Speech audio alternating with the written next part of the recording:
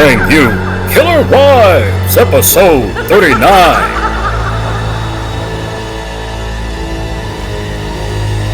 Ice Cream Murders.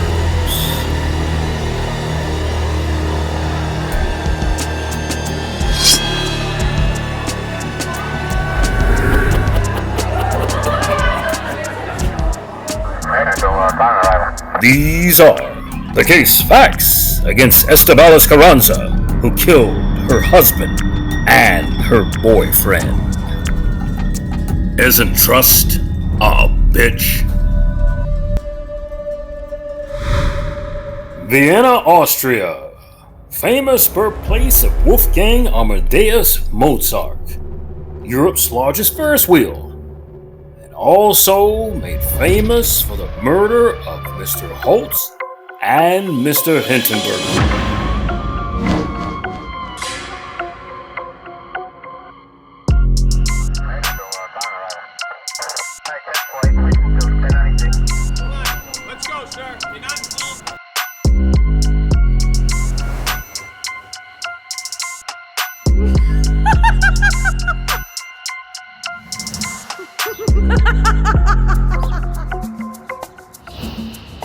Vienna, the capital of Austria, known as the fifth most peaceful country in the world, heavily touristed for some of the greatest museums and spectacular Baroque architecture.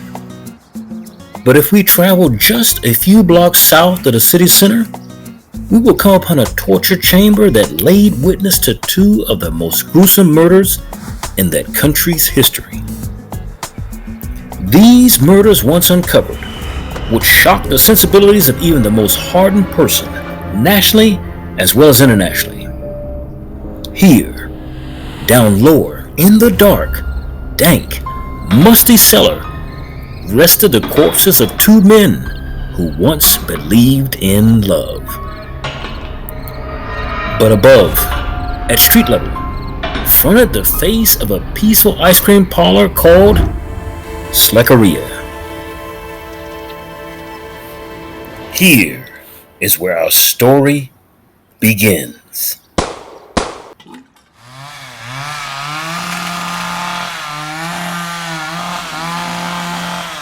April 27, 2008 bears witness to a cozy apartment in Vienna, Austria, churning with the sounds of a chainsaw, sawing the flesh of Carranza's first husband.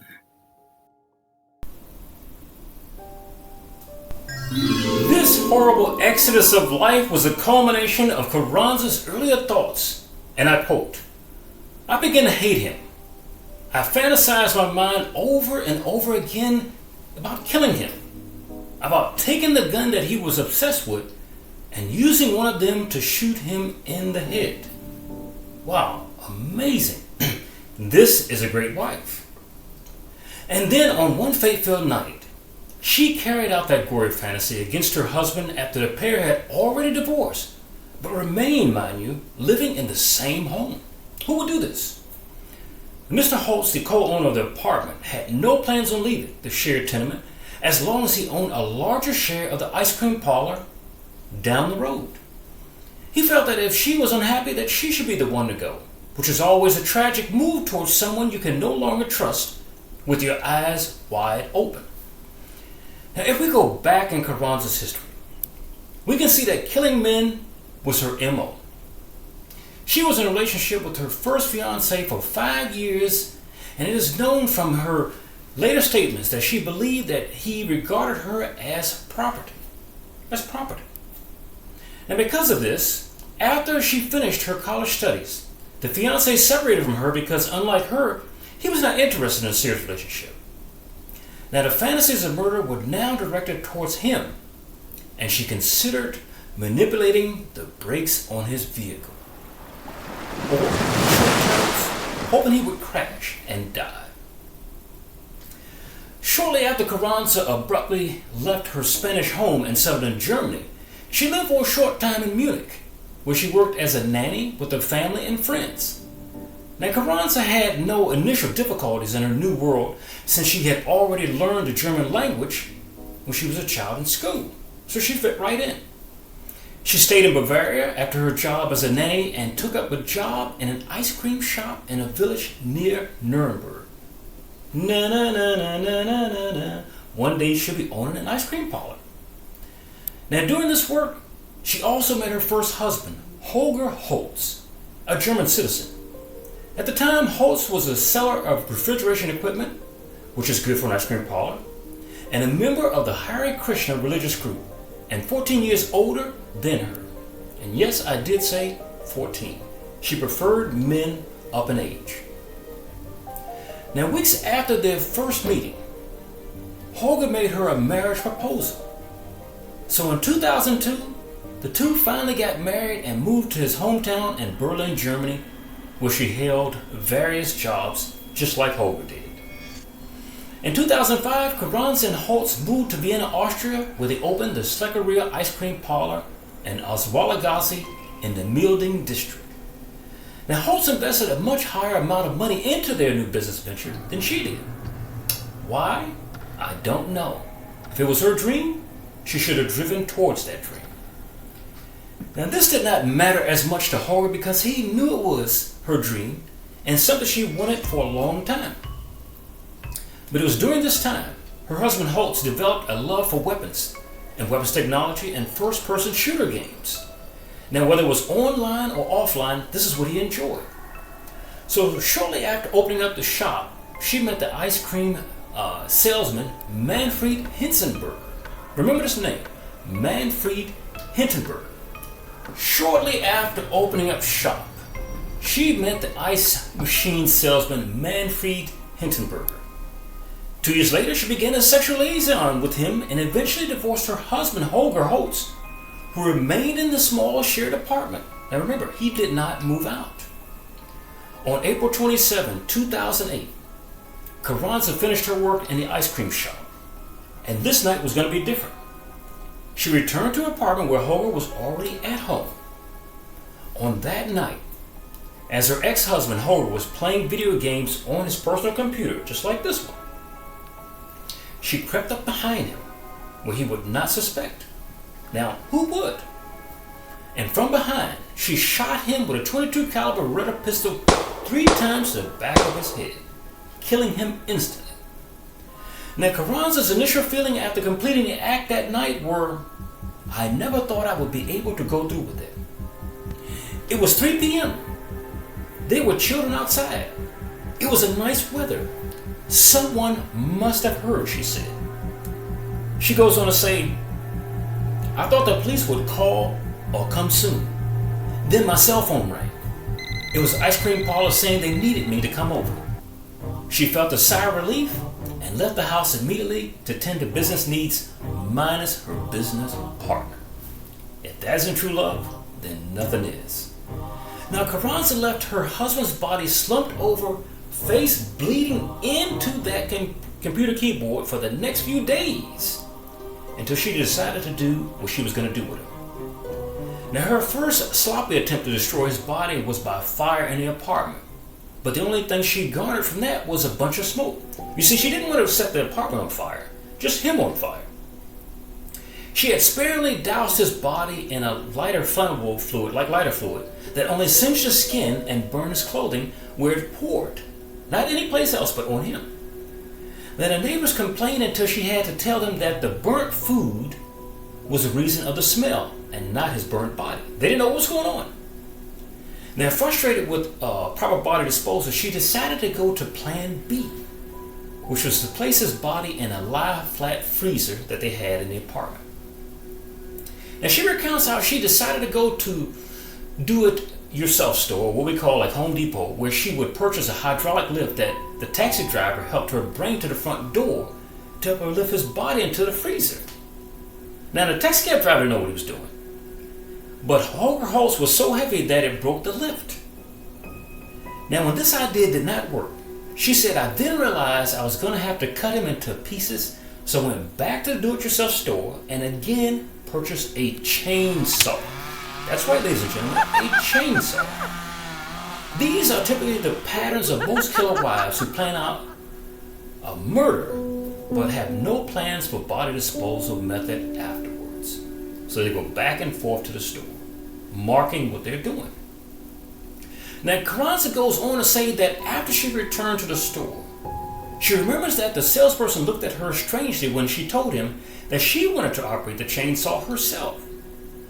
Now, the clerk, seeing her as a small in stature woman, advised her to watch out or blood is gonna flow, meaning that she could get hurt in using the chainsaw. He didn't know that she was gonna cut somebody else with the chainsaw. You're watching MNN, the Men's Channel.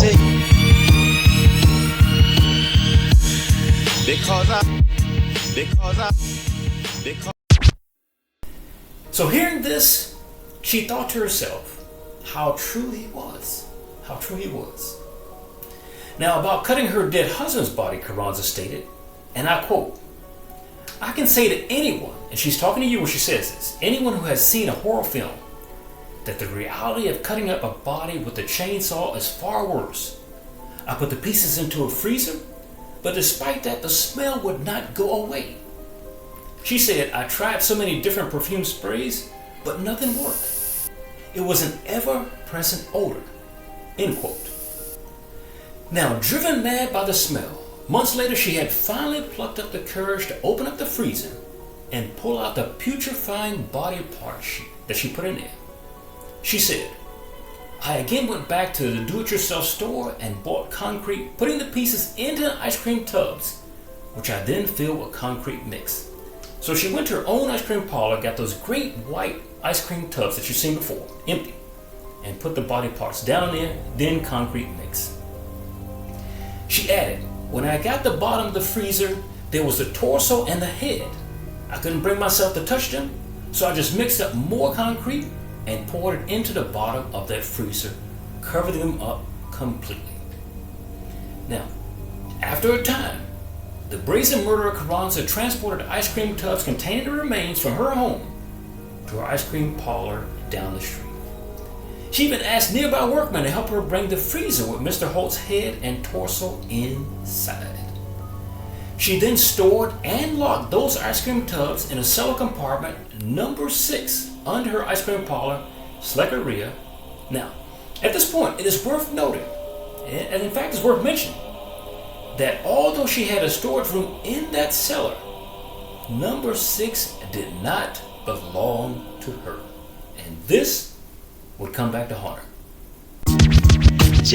You're watching MNN, the Men's Channel.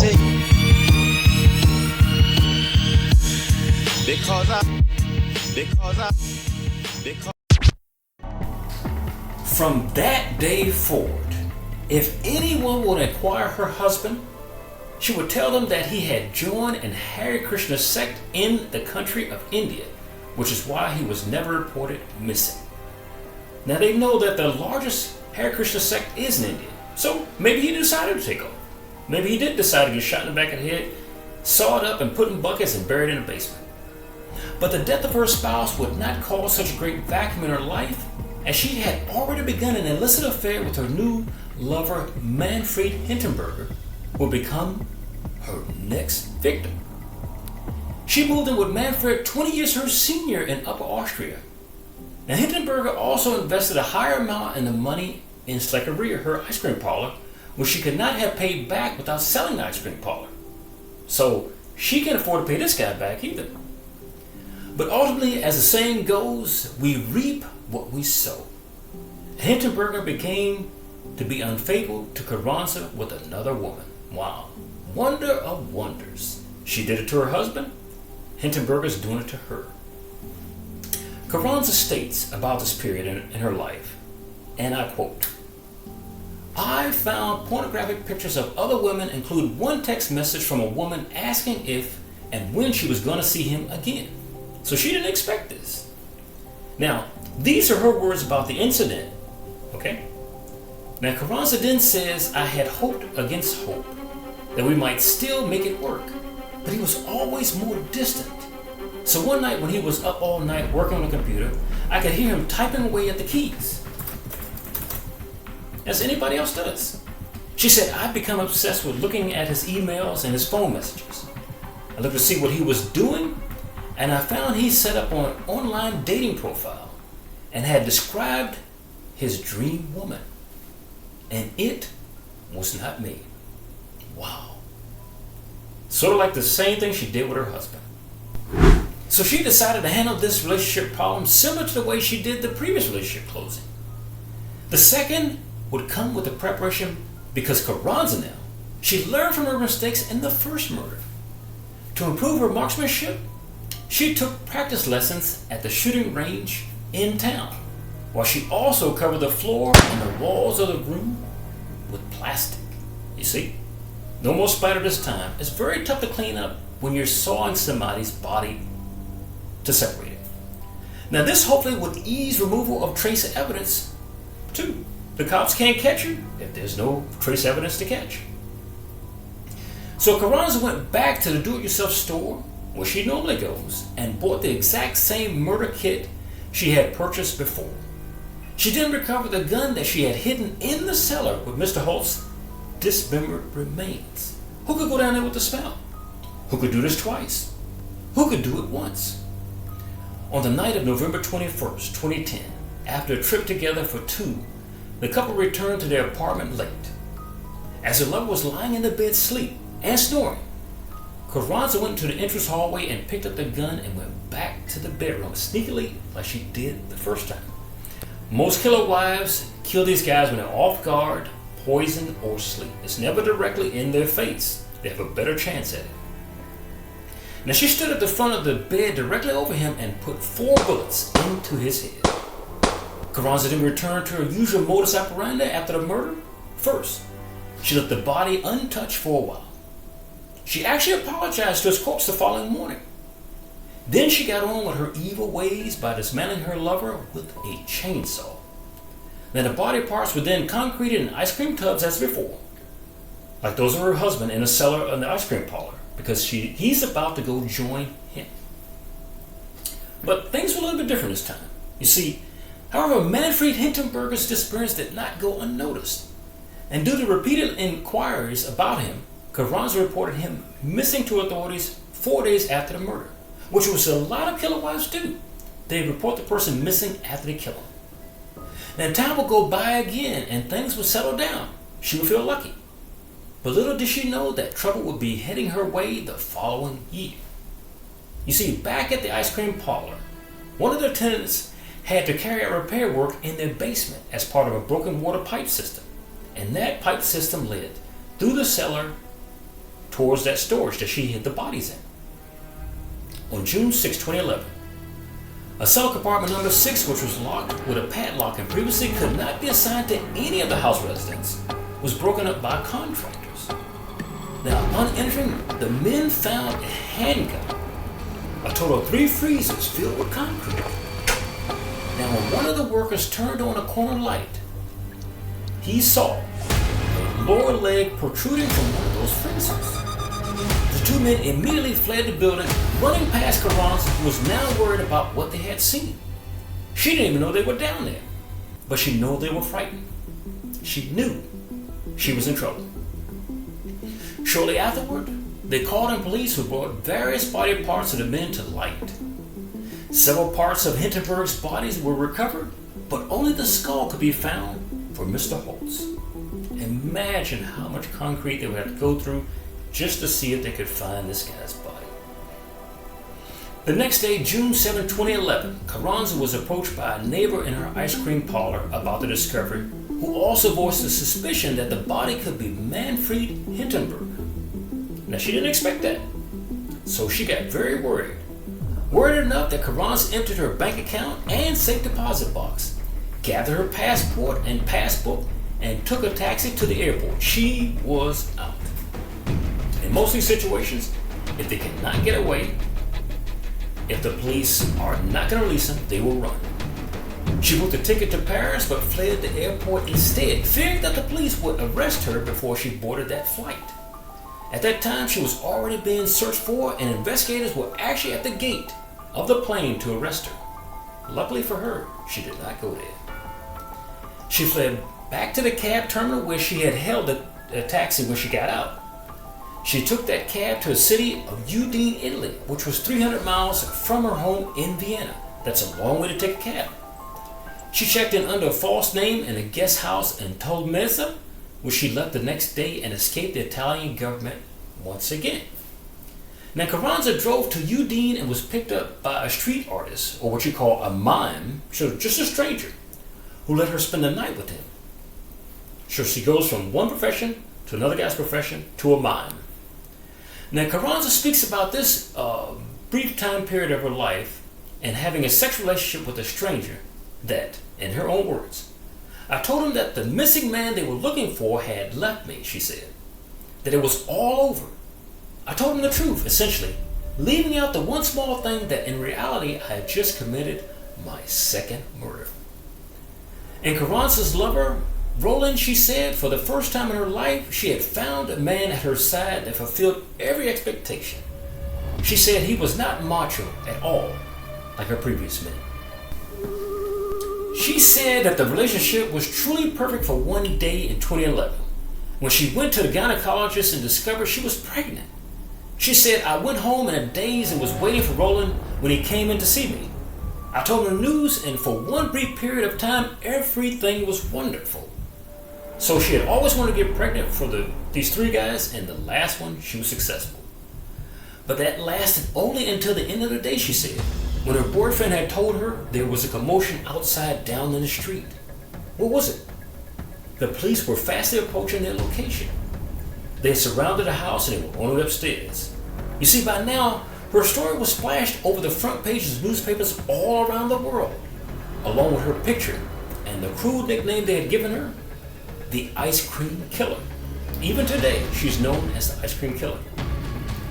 2 months pregnant, Carranza was arrested after international manhunt. They had finally caught the Ice Cream Killer. So on June 24th, Carranza was finally extradited to the Austrian judiciary and was detained on suspicion of murder in 2 cases. So you're not up for one murder case, but you're up for 2. And you're a petite, innocent-looking woman. On January 11, 2012, Estebanana Carranza gave birth to a son in Kaiser Franz Joseph Hospital in Favorteam, who was handed over immediately to her father shortly after birth. In March of that year, the two married in an interrogation zone of the Vienna Josenwirt prison. On September 5, 2012, the Vienna public prosecutor charged Estebanés Carranza for double murder to the detriment of Holger Holtz and Manfred Hindenburger and requested that she be sent to an institution for mentally abnormal prisoners. They thought there was no way this woman was of sane mind or body. Now, in the indictment, she was described as a downright cold-blooded woman with no scruples. After the 2 murders, she is said to have shown any remorse and should not be visible on the outside for new companions. They were worried immediately about somebody else getting hurt, let alone her husband or her new child. She was found guilty of all charges and sentenced to serve a life term in a secure mental health unit in Vienna in a psychiatric ward at the beginning of July of 2012. Now, the defendant was found to be particularly dangerous and was basically accountable for her actions during the murders. Then the court psychiatrist diagnosed Carranza with a serious, and I do say serious, personality disorder, and also expressed fears that she would again commit serious crimes if given freedom. Duh, you think so? Now, a psychiatrist at her trial said it was highly likely that she would kill again if the opportunity arose. Carranza proved to be even more dangerous for that facility she was initially sent to and had to be moved to an all-male maximum security prison in Vienna to serve out the remainder of her sentence. For Killer Wives, this is Charles Rivers.